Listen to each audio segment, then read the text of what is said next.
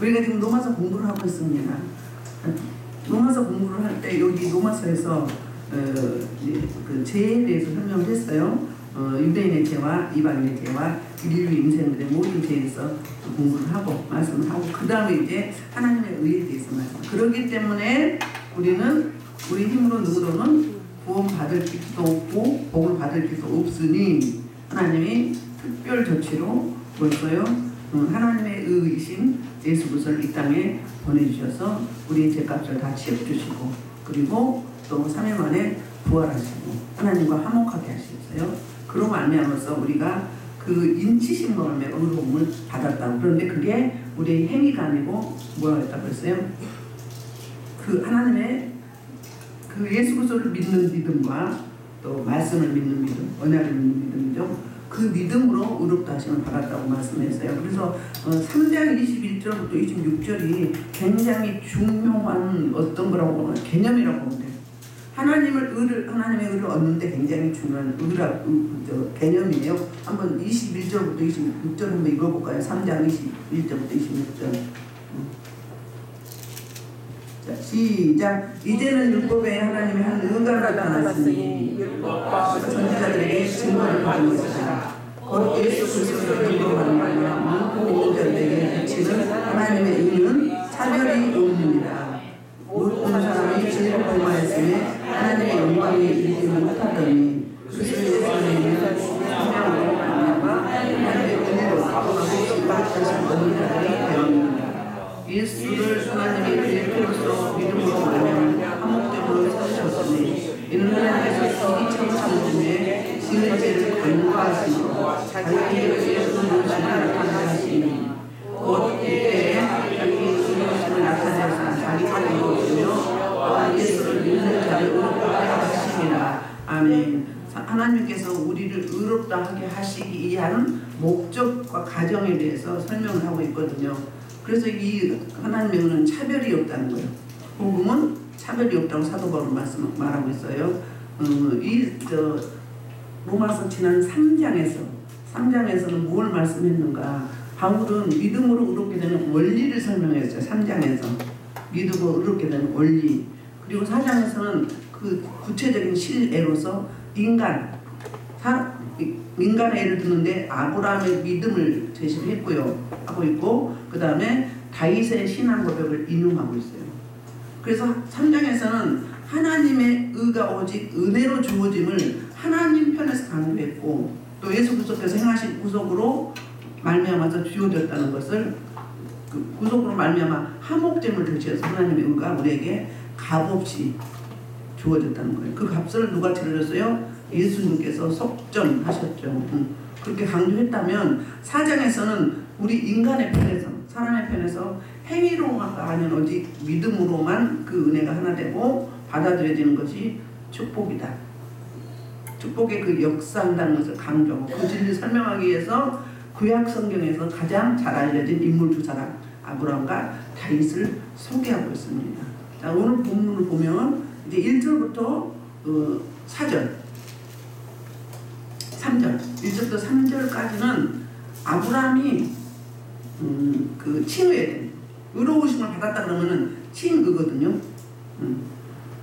그래서 그 아브라함이 어떻게 그 의롭다 여김을 받았는지 설명을 하고 있어요. 시작. 그런즉 육신으로 조상인 아브라함이 무엇을 얻었다니 만일 아브라함이 행위로서 의롭다 하심을 받았으면 자랑할 것이 있으려니와 하나님 앞에서는 없느니라.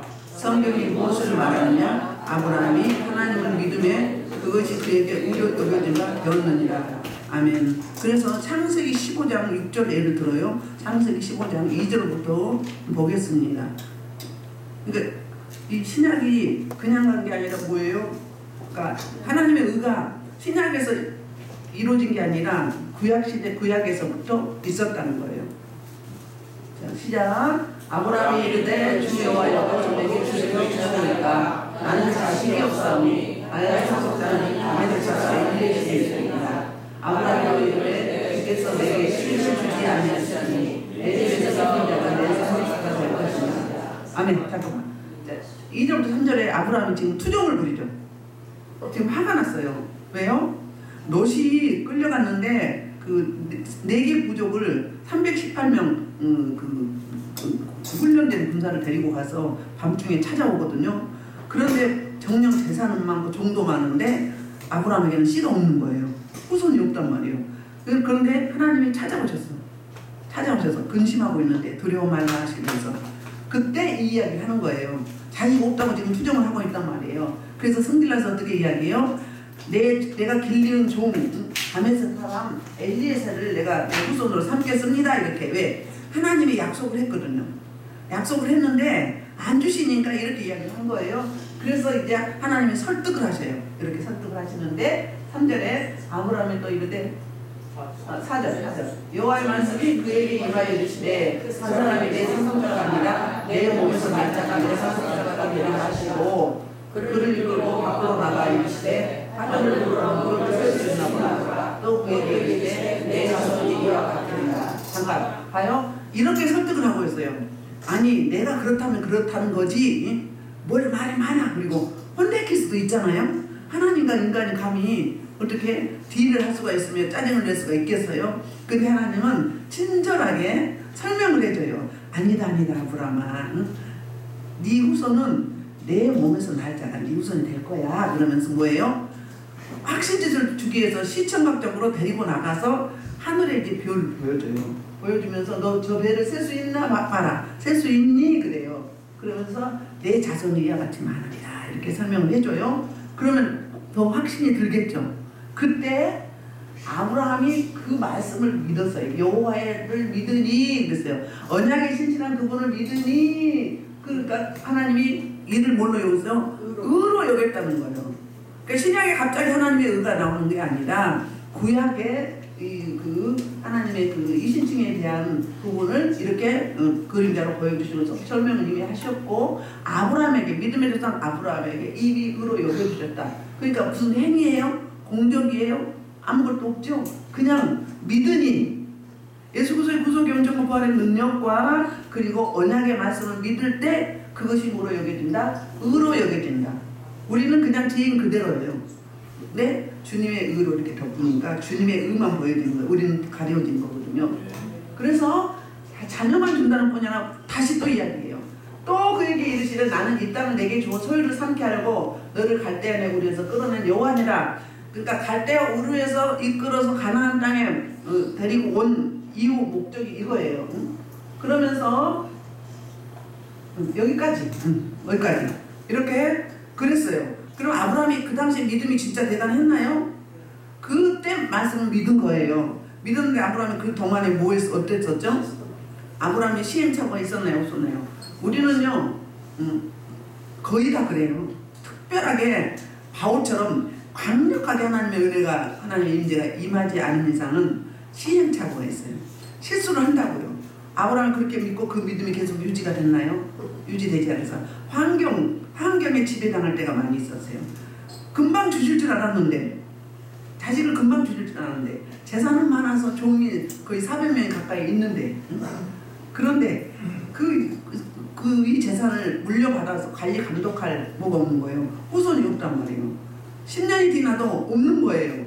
없을 때 어땠어요? 인간 방법을 쓰게 되죠. 사라를 통해서 낳아야 되는데 누구를 통해서? 하가를 통해서 낳았어요. 그래갖고 나중에 이제 이스마엘을 우리 후사로 삼겠습니다. 또 이렇게 이야기를 해요. 그뿐이 아니에요. 애굽 땅에 가가지고 뭐 했어요?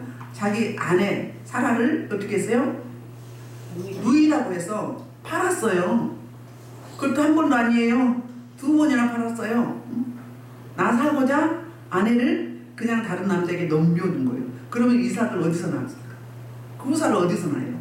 하나님의 약속이 금방 이루어지지 않으면 희미한 옛 이야기로 들어가요. 희미한 옛 이야기. 막연하게 될 때가 있어요. 우리도 그렇잖아요. 그 하나님은 이렇게 친절한 하나님 어떻게 해요? 아브라함을 설득하고 또 달래고 또 확신을 주시고 해서 어디로 가요? 나중에 창세기 22장 가서 진짜 진정한 믿음이 됐어요. 언제 줬어요? 아브라함과 사라에게 이삭을 언제 주었냐면은 완전히 뭐 한 거예요? 완전히 죽었어요. 죽었는데 사라는 그때가 몇 살이었어? 89세. 이미 경수가 끊어진 지 10년도 넘어 수십 년 넘었죠. 우리로 하면 한참 됐어요. 아브라함은 몇 세예요? 99세예요. 아브라함은 가능하다고 봐요.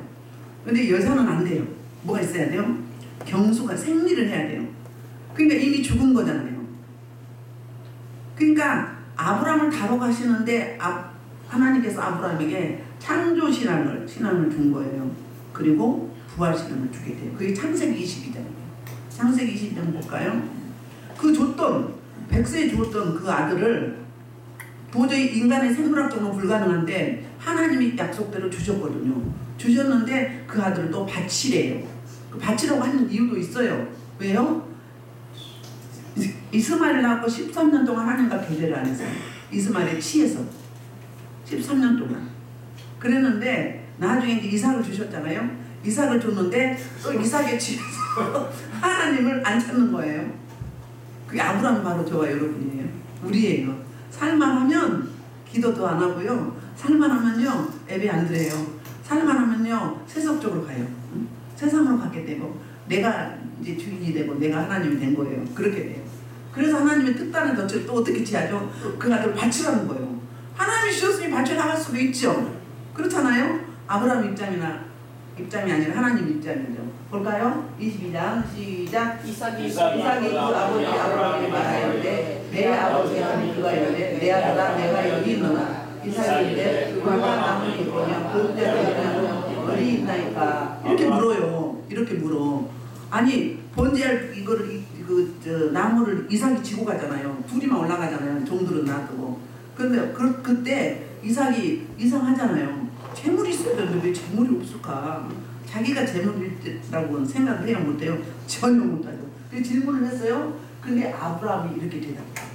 아브라함이 이르되 내 아들아 번제를 올리면 하나님의 자손을 위하여 친히 준비하시리라 하고 이랬거든요. 그럼 아브라함이 기도를 얼마나 했겠어요? 하나님께 하룻밤 사이에 밤새도록 잠 안 자고 뭐 했겠어요? 하나님께 이제 기도하는 거지. 하나님 주셔놓고 왜 달라고 하십니까? 제가 뭘 잘못했습니까? 회개도 했고 뭐 여러 가지 밤새도록 했겠죠. 그러면서 깨달은 게 뭐였을까요? 하나님의 언약이 생각이 났어요. 약속이 생각이 났어요. 우리 하나님은 신실하시죠. 신실하셔요. 신실하신 그 하나님이 이렇게 하나님이 이 아들을 통해서 내 후손을 통해서 하늘의 별 같고 바다의 모래같이 많게 한다고 내가 너에게 복주고 복주며 번성하게 할 것인즉 너는 복의 근원이라 천하의 인생이 너를 통하여서 복을 받으리라. 너를 축복하는 내가 복을 주고 너를 대적하는 자를 저주할 것이나 이렇게 복의 근원으로 믿음의 조상으로 여러 번 확신을 줬어요. 근데 잠깐 잊어버린 거지. 살만하니까 내 요구 조건이 충족이 되니까 잊어버렸어요. 근데 이제 그때 밤새도록 하나님과 마주하잖아요. 마주할 때 그 약속했던 언약의 말씀이 생각나는 거예요. 하나님이 이 독자 아들 이삭을 달라고 하는데 하나님은 분명히 하나님이 이 이삭을 죽여도 반드시 살리실 것을 믿는 거. 이게 부활신앙인 거예요. 창조신앙은 뭐죠? 불가능한 것을 가능케 하시는, 없는 것을 무예수를 창조하시고 없는 것도 있는 것처럼 부르시는 그분이 어떤 분이에요? 죽었는데 태가 없는데 생명의 씨도 없는데 이삭을 탄생하게 한 게 창조신앙이에요. 그래서 두 가지로 다뤄가면서 이렇게 여기에 이르게 된 거예요. 부활신앙에 이르게 된 거예요. 그때 생각이 난 거예요. 그러면서 이제 두 사람이 나아갑니다. 자, 하나님이 그래서 그에게 일러주신 것을 이른지라. 이 아브라함이 그곳에 제단을 쌓고 나무 돌을 놓고 그의 아들 이삭을 결박하여 제단 나무에 놓고, 우리 같이 읽어요. 손을 내밀어 칼을 잡고 이래서요. 아니 그때 약 17세라 그러죠. 약 17세면요 혈기가 아주 왕성하죠. 가장 충만할 때죠. 아브라함은요 17세면 몇 세? 117세잖아요. 약 120세 정도 되는 할아버지니까 쭉 밀쳐버리면 되죠. 근데 이 이삭도 하나님이 그 마음을 붙잡으신 거죠. 밀치려고 힘이 빠지거나 아니면 아버지 앞에 순종하는 마음으로 그랬겠죠. 근데 보통은 하나님이 은혜 주지 않으면 이거 불가능한 일이에요. 묶여가지고 이제 나무 위에 놓고 이제 눕혀서 칼로 그 아들을 잡으려고 하는 거예요. 그러니까 아브라함이 무슨 믿음이 있었기 때문에 약속의 말씀, 언약의 말씀, 그 믿음이 있었거든요. 하나님이 하시라면 하시겠지. 분명히 하실 줄 믿습니다. 왜? 약속을 하셨기 때문에. 그래서 여호와라고 해요. 여호와는 찾아오셔서 약속을 하시고 그 약속을 반드시 지키시는 신실하신 하나님. 시건치 않으시고 실수가 없어진 그 하나님을 믿었죠. 그랬더니 그때 그럼 아브라함 아들 이삭을 잡은 거죠? 번제물로 드리려고 죽인 거예요. 죽였어요. 믿음으로 죽인 거죠. 그때 우리 하나님이 다시 또 이렇게 여호와의 사자가 하늘에서 불러 이르되 아브라함아 아브라함아 부르죠. 근데 내가 여기 있나이다. 칼을 멈췄잖아요. 사자가 이르되 그 아이에게 손을 대지 말라 그에게 아무리 하지 말라 내가 내 아들 독자까지 내게 아끼지 아니하였은즉 내가 이제야 내가 하나님을 경외하는 줄 아는. 그러니까 믿음이 뭐가 된 거예요? 통과된 거예요. 뭐 하면서 내가 가장 소중한 걸 하나님 앞에 바치는 순종이 있었으므로 믿음으로 순종을 했잖아요. 그럴 때 그러면서 이제 복을 주죠. 내가 너를 통해서 대적의 문을 띄울고 천하 인생이 너를 통해서 복을 받으리라 너는 복의 근원이라 이렇게. 그래서 이때 친구라고 이야기해줘요. 친구라고. 그러니까 부활신앙에 이르게 한 거예요. 부활신앙에 친구의 믿음. 그러니까 이제는 내가 너를 네 믿음을 내가 인정하노라. 이 단계를 가야 돼요. 가장 귀한 거 바치라 할 때 바칠 수 있는 그 믿음, 그 순종하는 순복하는 그 믿음, 그게 진짜 믿음이라는 거죠. 언제 된 거예요? 75세에 와가지고 언제 117세가 됐어요. 약 120세가 됐단 말이에요. 드디어 이때 모인 거예요. 이때 믿음을 인정받았어요. 그 하나님은 먼저 의롭다 여겨주시고 그 믿음을 어떻게 해요? 하나하나 훈련 가운데 단련해 가시면서 진짜 믿음에 도달하게 하는 거죠. 진짜 거듭난 믿음에 도달하는 거죠. 제가 말하는 소위 겉불신앙이 진짜 뭐 생수신앙으로 되는 그 단계, 이 단계 같다 이 말이에요. 그래서 히브리서에서 어떻게 이제 다시 해석을 해주는가, 설명을 해주는가 볼까요? 히브리서에서 다시 시작. 아브라함은 시험을 받되 믿음으로 이삭을 드렸으니 그들은 약속을 받고 다른 자로되 뭐가 나와요? 약속. 그 약속을 믿었어요. 우리는 그 하나님께서 주신 성경 66권에 주마고 약속하신 32,560가지 언약이 있어요. 우리가 받을 거 그것만 생각할 게 아니라 일단 그거라도 그 언약을 붙잡는 거죠. 그래서 그에게 이미 말씀하셨어요. 내 자손을 칭하지 않은 이삭으로 말미암으려 하셨으니 그랬으니 죽여도 하나님이 살리실 줄 믿었다는 거예요. 그가 하나님이 능히 이삭을 죽은 자 가운데서 다시 살리시로 생각하니라 이랬어요. 이 부활신앙이에요. 비유컨대 그를 죽은 자 가운데 도로 받은 것입니다. 그러니까 아브라함은 아들 이삭을 죽여서 드렸어요. 드렸는데 하나님이 도로 살려주신 것이죠. 그 대신에 뭐요? 그 나무에 걸려있는 어린 양 음메 소리가 나. 그러면서 저 양으로 뭐하라? 대신 제물을 삼으라. 그게 신약에 오실 메시아 예수 그리스도를 예표하는 거죠. 마찬가지로 저와 여러분이 하나님이 원하시면 목숨까지라도 드릴 수 있는 그런 은혜가 있어야 될 줄 믿습니다. 오늘 아침에도 어느 교회 목사님이신데 오셔서 간증하시는데 교회를 이제 설립을 해서 하는데 아들이 2명이나 죽었어요. 고등학생이 백혈병으로 갑자기 사망을 하고 또 2년인가 후에 또 작은 아이가 또 갑자기 사망을 했어요. 근데 그 내용을 제가 못 들었는데 초대 믿음이 교회를 설립을 해서 목회를 하죠. 그러면 영적 전쟁이 그만큼 심한 거예요. 예수님이 자기 목숨으로 교회를 샀죠. 마찬가지로 초대 믿음이 목회를 할 때는 담임을 하고 할 때는 반드시 장애인하고 사망해요. 그 목숨값으로 교회를 세운 거예요. 그렇게 대가를 치른단 말이에요. 대부분 초대 믿음이 그렇습니다. 저도 우리 남편을 장애인으로 12년 있다가 데려갔잖아요. 그런 거예요. 그러니까 그 남편이 재물이 됐던 거예요.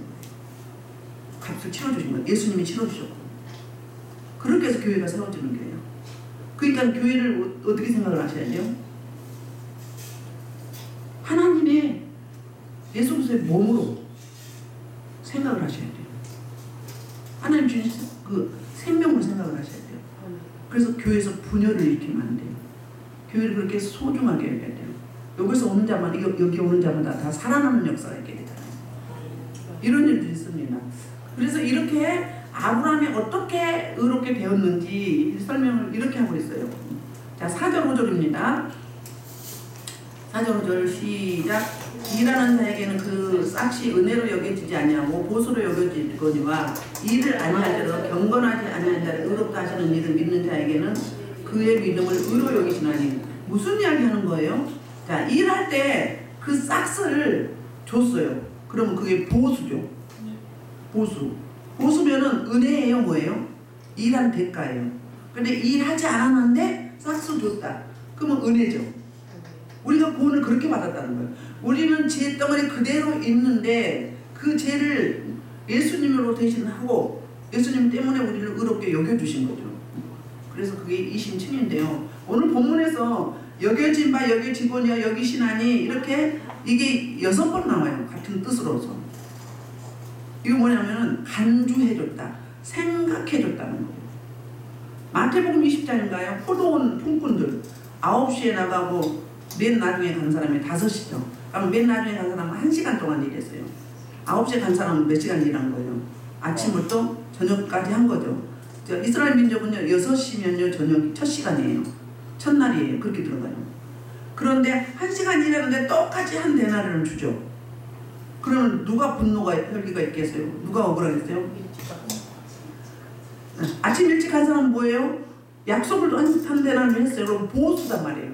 은혜가 아니죠. 마지막 시간 가서 1시간 일한 사람은 뭐예요?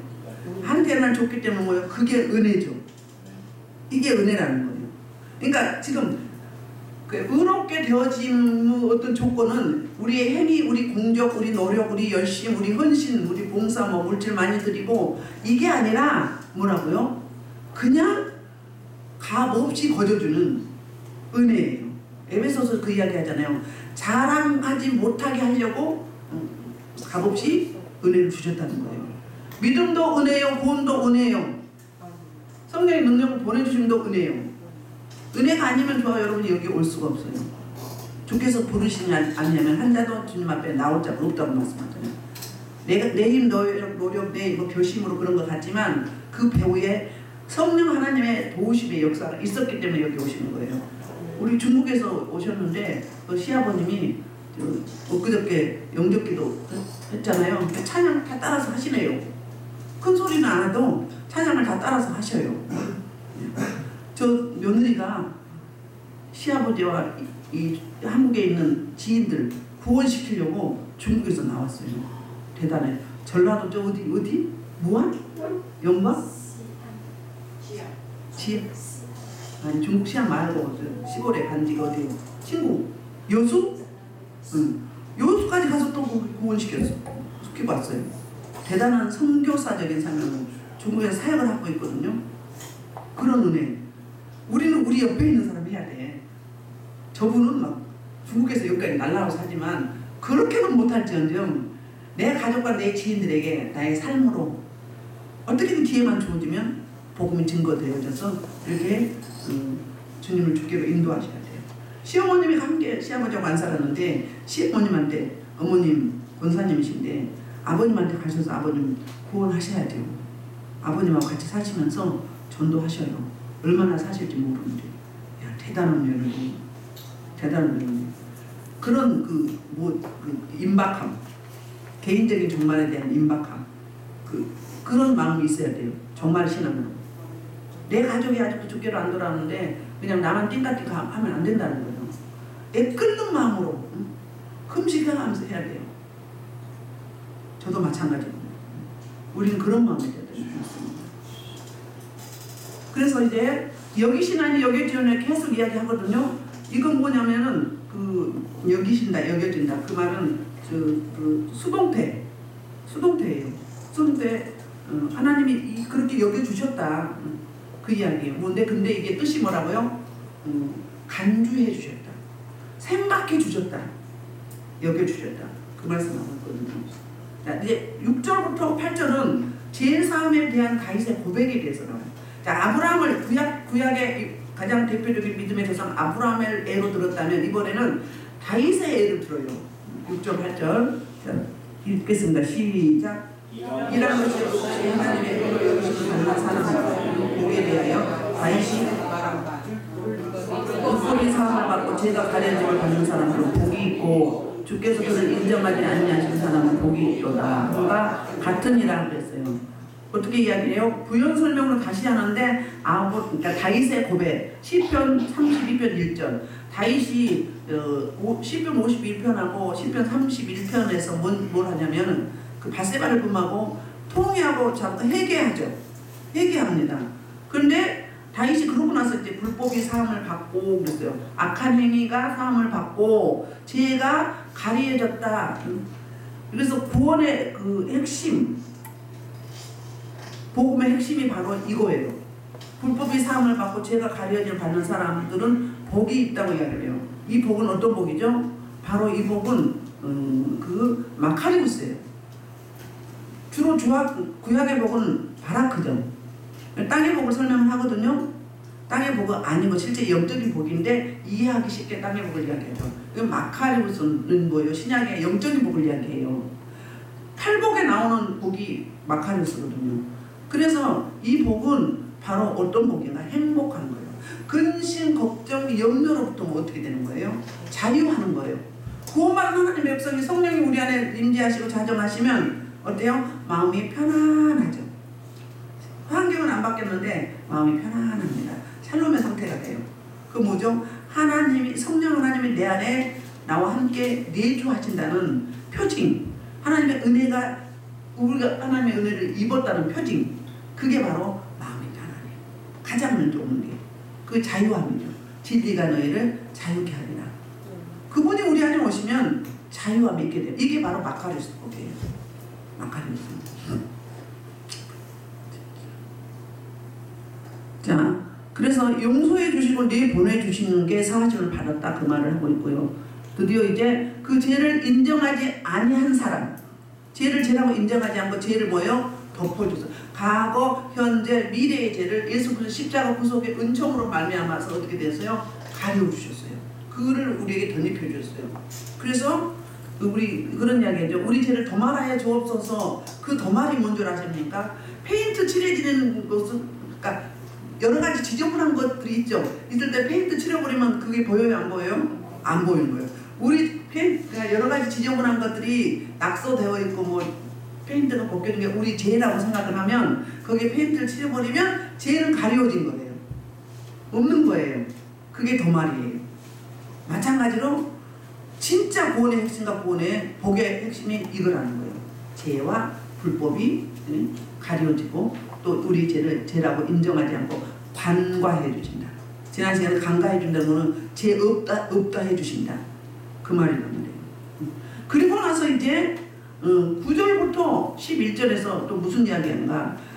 아브라함이 그 의롭다함을 어떻게 받았는지 시기, 의롭다함을 받은 시기, 그 시기를 이야기해요. 자, 9절부터 11절 시작. 그런즉 그것이 어떻게 여겨졌느냐? 할례시냐 무할례시냐? 할례시가 아니요 무할례시니라. 그가 할례의 표를 받은 것은 무할례시의 믿음으로 된 의를 인친 것이니 이는 무할례자로서 믿는 모든 자의 조상이 되어 그들도 의로 여기심을 얻게 하려 하심이라. 또한 할례자의 조상이 되었나니 곧 할례 받을 자에게 뿐 아니라 우리 조상 아브라함이 무할례시에 가졌던 믿음의 자치를 따르는 자들에게도 그러하니라. 이렇게 이야기했어요. 그러면 아브라함이 할례 받기 전에 의롭게 되었느냐, 할례 받은 후에 의롭게 되었느냐, 이걸 물어요. 할례 언제 받았어요? 창세기 15장에서 이제 그 헤브론 언약을 받고 그 다음에 거기서 그 말씀해 주셔서 하늘의 별같이 내 후손이 이렇게 많을 것이다 했을 때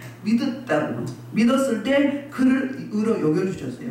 그런데 그 이후로 13년 후에 창세기 17장에서 할례 언약을 했어요.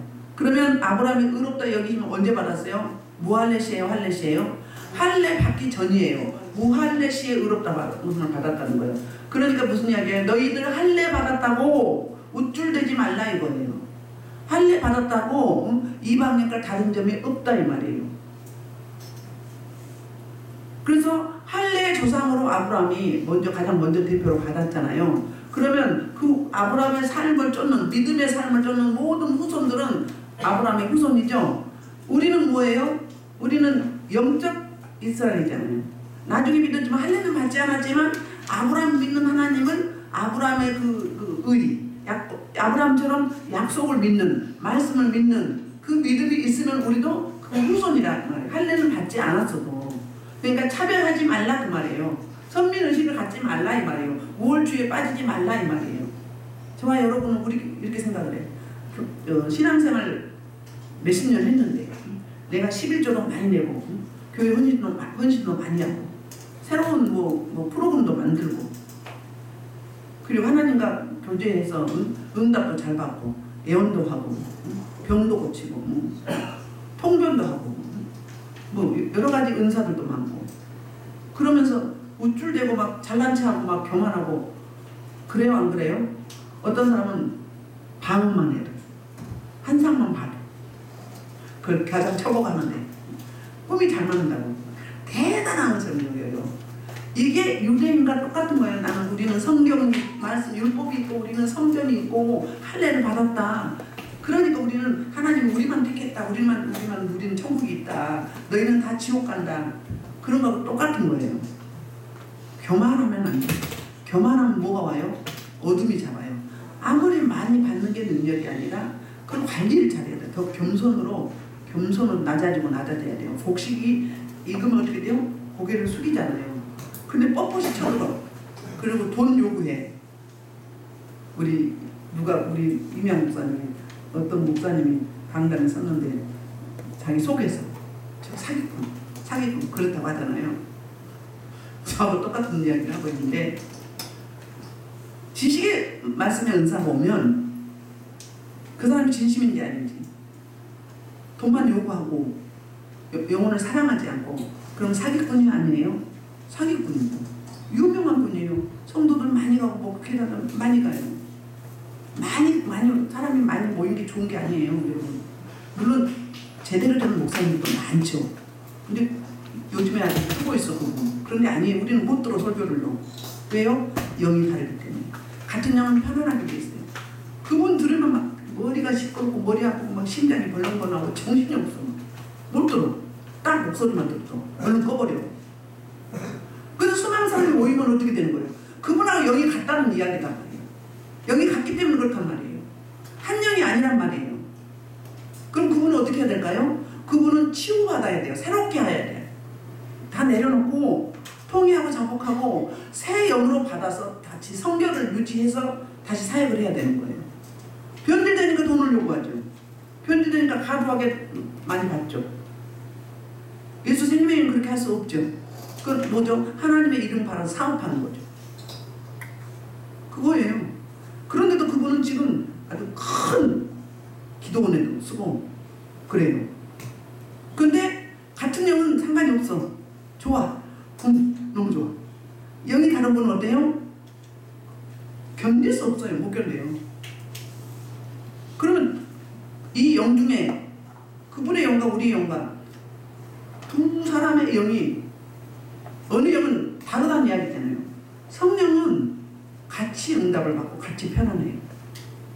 같은 영은 편안해요. 사랑스러워요. 예뻐요. 그리고 존경하고 예뻐요. 그건 같은 영인 거예요. 그러면 왠지 부딪힘이 있어. 그럼 뭐예요? 영이 다르거나 짧게 투사되거나 두 가지예요. 그래서 마지막 때는 안고 성을 잘해야 돼요. 마지막 때는 목회자를 잘 만나야 돼요. 많이 받은 게 능력이 아니라 영이 깨끗한 게 능력이에요. 깨끗해야 성령님이 나오죠. 많이 받았는데 막 별거 다 했는데 성령이 안건 은사를 다 썼는데 어둠이면 어떻게 되는 거예요? 그 어둠을 다 주는 거예요. 거기서 훈련받은 사람은요 그 영 그대로 받아요. 그래서 그 사람처럼 하는 거예요. 중요합니다. 마지막 때. 그래서요 적그리스도를요 예수님이라고 쫓아다녀요. 그러다가 어떻게 돼요? 요즘에 소위 있잖아요. 나를 통하지 않고는 하나님께로 갈 수 없다고. 하나님께로 가려면 나를 통해야 된다고. 이런 분 있죠? 근데 거기로 엄청 많이 모이고 수많은 목회자들이 가. 말씀이 비유해보면 맞춰보면 틀린데요? 우리 아들도 독생자고 나도 성령이다. 이렇게 이야기하고. 이미 맛이 갈 데로 갔어. 수 없는 이야기가 있어요. 아니 직접 방송을 통해서 나오더라고요. 하나님, 당신 자격 없어 내려와 나하고 바꿔 막 이래. 야, 근데 거기 수없이 모이고 종교이요. 저한테 자꾸 보내. 이런 거 보내지 마시라고. 우리 못 들어. 목소리도 듣기 싫어. 영이 다른데요. 근데 우리 한국교회는 왜 이단 판정을 안 내리는지 그냥 있는지 모르겠어요. 그러니까 하나님의 영광이 가려지잖아요. 말씀하고 다르면 이단을 구분하는 게 뭐죠? 말씀의 기준이죠. 말씀에 어긋나면 그게 이단인 거잖아요. 말씀을 가감할 때. 내가 그리스도다. 내가 성령이다. 이단도 그렇게 이야기하잖아요. 내가 보혜사다. 나를 통해야 된다. 이렇게 되잖아요. 이거 놓고 기도해야 돼. 불쌍히 여기고 다시 돌이키게 해달라. 오늘 두 분을 제가 이야기를 했는데 저도 여러분도 이 부분에서 자유할 수 없어요. 왜요? 좋다고 잘한다고 막 떠받들면 그렇게 되는 거예요. 막 잘한다고 막 좋다고 너무 대단하십니다. 뭐 이대하시면 막 떠받들면 이렇게 되는 거예요. 제가 전도관에 문서명 이야기했잖아요. 아랫사람들이 그 능력을 받겠다고 그분한테 있는 능력을 받겠다고 발 씻은 물 버리지 못하게 하고 그 밑에 사람들 들어 마셔. 어떻게 된 거예요? 세뇌되는 거예요. 종을 삼아버리면 그렇게 되는 거예요. 여러분 영적으로 종 삼으면요 그분이 절대적이에요.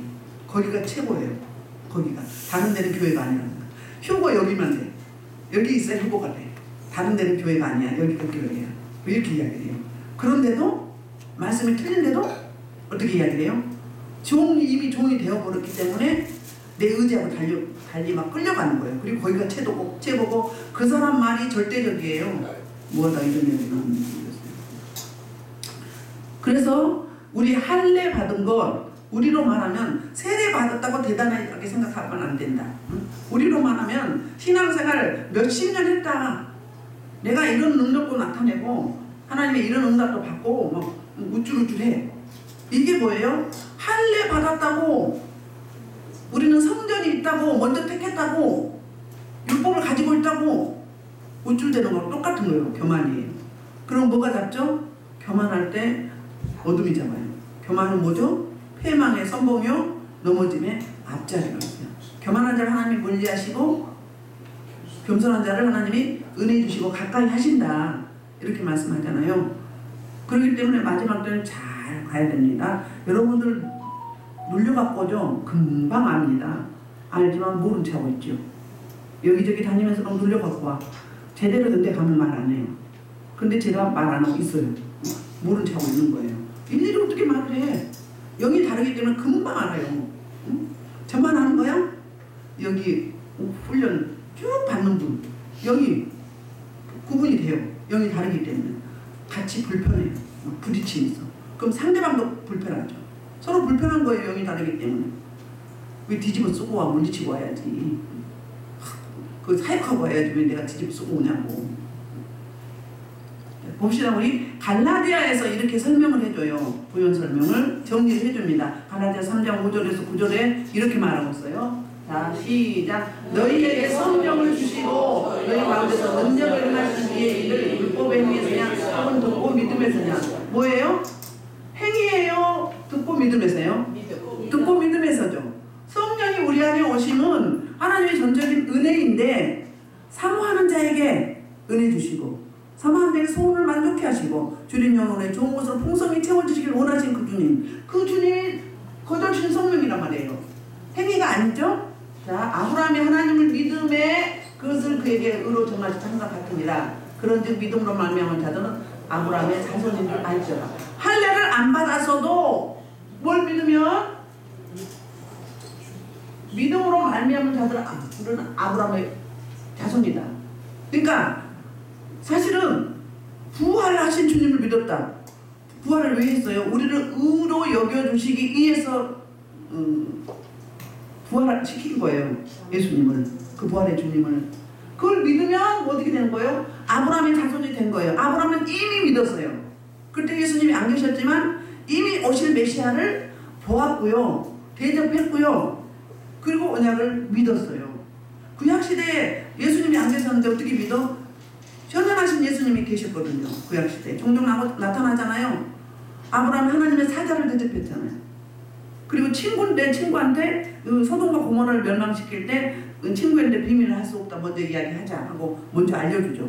그래서 아브라함이 다른 사자도 보내지만 아브라함이 또 가서 롯을 설득하죠. 마찬가지로.